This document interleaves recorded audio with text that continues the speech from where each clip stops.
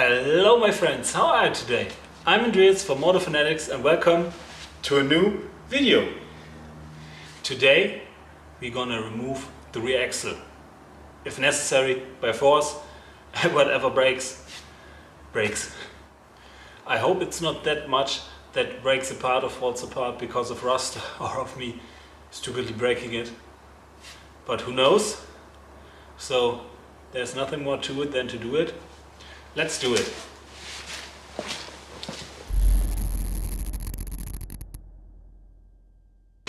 First of all, guys, sorry if I sound a little different. I've got a sore throat, I caught a cold, God knows where. So to start this 3 days endeavor, the first part obviously is to get this skyline out. The plan is to remove the brakes, remove the diff, the rear axle and the coilovers all in one go. Later on I decided to take the parts off I could take off just to make my life easier, but you will see soon how that worked out. So I have cleaned the whole front side or back side, depends on where I stand, of the workshop.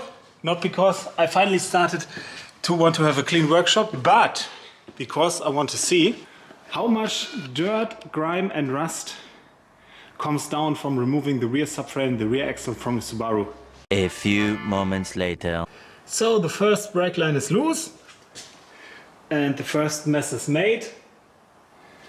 I actually wanted to remove the diff cover, but before removing the front diff cover or drive shaft cover, I needed to remove the exhaust. And there it is, original Pro Drive. But what I actually wanted to show you was, guys, look at it. You see it's shiny over here and it's dull over here. Simple trick, Scotch-Brite pad, a little bit of elbow grease, and voila, shiny again. Of course, with a little bit of polish and even finer pads, you can make it look even better, but with a quick Scotch-Brite pad, this thing will look mighty fine back when it's on. 1 hour later. The floor gets dirtier and dirtier. I've loosened the second brake caliper line and I'm working on the sway bar, which is more difficult than expected. I first loosened the upper bolt, and no matter how much force I apply, I did not get the bolt out. I could remove the nut, but not the bolt. And I had no idea why. So I tried to jack up the suspension with the gearbox hoist to level it out, because I thought it was because it was crooked. But that wasn't it. Now everything is removed and still it won't move. Come on, focus, don't do me dirty. Here we go. But I noticed something different. These sway bar links in the back, they should be black, but they are blue, which doesn't sound like a big difference, but they kind of have the Cusco blue, like the upper camber arms the Skyline had from still has from Cusco, but they ain't blue anymore. So maybe that's a hidden goodie, which I can't get off. 1 eternity later. It's not even a quarter of all the bolts and I'm already into angle grinder and chill. That's probably the Subaru life. I have to admit I probably was a little bit too optimistic with the sway bar linkage on the back. Yes, this is probably aluminum and an upgrade part, but they are not in that kind of good condition that I could reuse them as is. Let me show you the details. So this one was the one I got out easily, cleaned and was happy about. But if you look a little bit closer, the bushings do look fine somehow, but seem not centered inside the rubber mounts. So the sleeve is not centered in the rubber bushing. So if we switch it around, you can see why. And that also was why I did not get this one out, and I snapped and just bent the bars that hold the sway bar linkage and cut the bolt off. As you can see, the rubber bushing has some pitting inside. I have already cleaned it twice with brake cleaner and deruster, and there's still pitting left, and there's even a little bit of rubber missing, which has been eaten out by this. This is the bolt. Yes, I know the drill is everything but centered. And this is the bushing. The bushing should be flat. Oh, it's the metal part of the bushing. Flat, as in a symmetrical cylinder. Perfectly round, as thick on this side as on this side, but it obviously isn't, because it rusted. It is now one with the screw, and I would have to drill it out. Holy shit, guys. When I pulled the e-brake at very low speeds, yes, I know it has no DCCD, don't do it, don't judge me, I had a clunk noise in the back, right when I got the car from, well, till ever. I first thought maybe it was because of the play in the whole transmission, drive shaft, etc. combining and giving this clunk noise. Or maybe the brake pads on the rear for the e-brake were down, but they're still decent. But when I removed the brake disc, this came with it. Remember this form from anywhere? From the front hubs when I talked about the ALB sensor ring? And behold,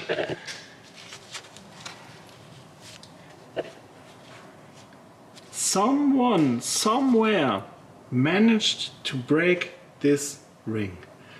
I've got no idea how, when, and why. You can see on this side the bolts look relatively new, as if somebody tried finagling with it. And it almost looks like a casting mistake, but that can't be. I can't imagine why somebody... I don't get it. But this explains everything. This here is the e-brake system. Oh, I have to look through the viewer finder.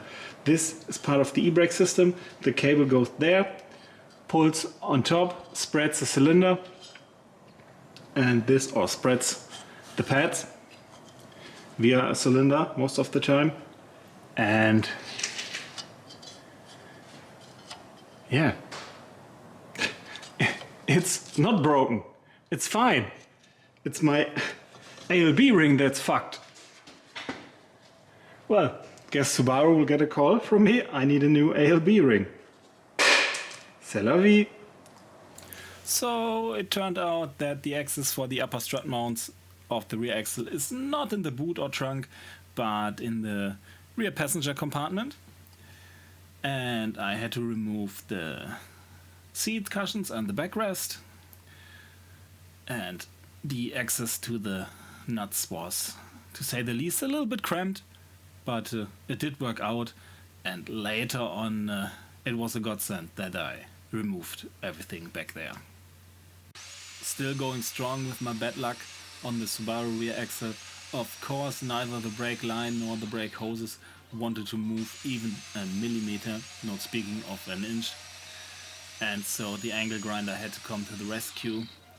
First I cut through the brake hose, which will be replaced with braided brake lines, and then the brake lines, which both will be replaced themselves too.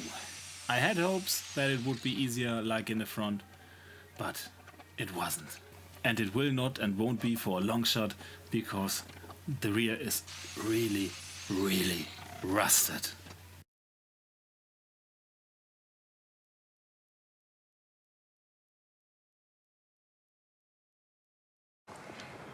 It's probably time now, guys, that I show you how far I've come to this point.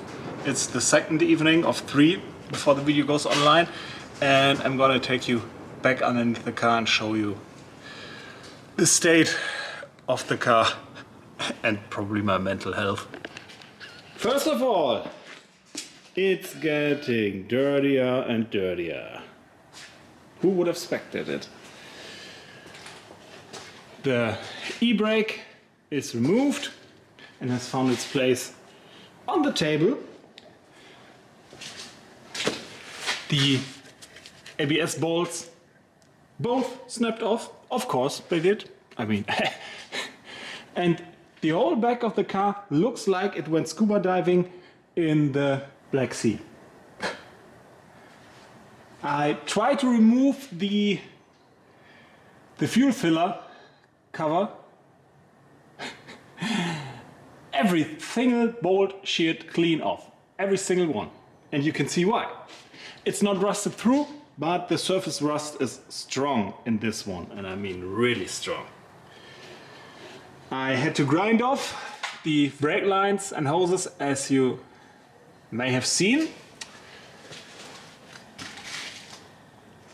I loosened the arms of the front control arms,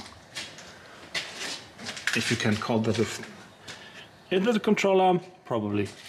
I managed to loosen the bolts, the main bolts of the subframe. So the only thing that's missing, that's preventing me from getting the whole rear axle out, is the cable from the e-brake and the ALB sensor, because there's no connector anywhere where I could split the harness up until it goes into the inside of the car. So I'm doomed to get it out or to break it.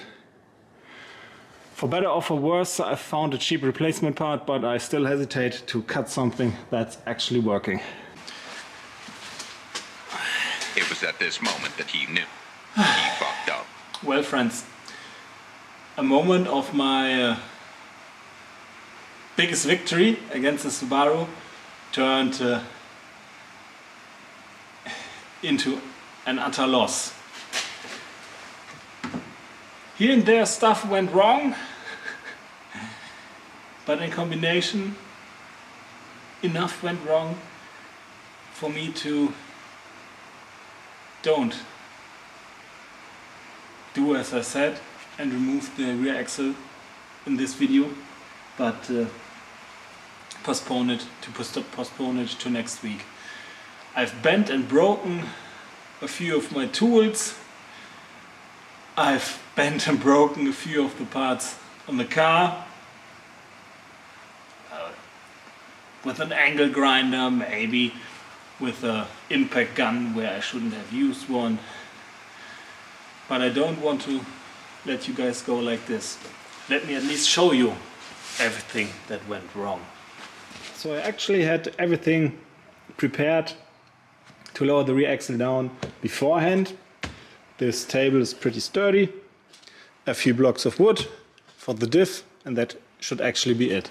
Both shocks are loose since yesterday. The trailing arm, the left trailing arm, loosened. The ABS sensor was just under the seat, as you guys have seen, nothing fancy. I had to cut off the holders for the mounting brackets for the e-brake cable.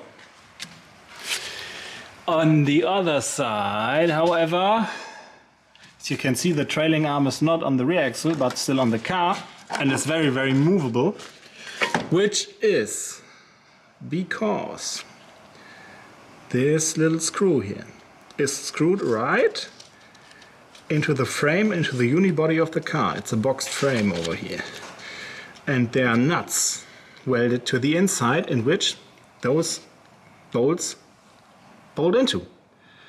And the welded nut on the inside, where we have no access to at all, ripped off. So this bolt turns ad nauseam. Obviously, because everything else would be too easy, above it run the brake lines. The brake lines I didn't want to cut. So I need to cut from the top into the box frame, weld back on the nut, then get it out. Yeah, that's really fucked up. In addition to that, the last screws that actually now keep me from removing the diff anyway, or the rear axle, are from the diff cage. There are two sets of two screws on the left and the right for easy access, relatively easy access. If you unscrew the nuts, you can push them up and theoretically pull the diff out to the back. But because these old frames don't really take kindly to pulling and twisting on the metal, I want to remove the brackets, which are just two screws, which are unfortunately really, really tight. I even bent a 14mm spanner. How in the hell can you bend chrome molybdenum steel? Actually, it's supposed to bend back. It didn't. Well, it was far more bent. But the vise at least straightened it a little bit out. It was like a grenade had exploded, everything fell around me. The floor on day 3 is even dirtier, as I promised. But all in all, guys, this seems to be unfortunately it for this week. Next time we'll probably have a better hand of cards. And we'll win against the Subaru. So sit tight, press like, share and subscribe, and we see each other next time. Bye bye.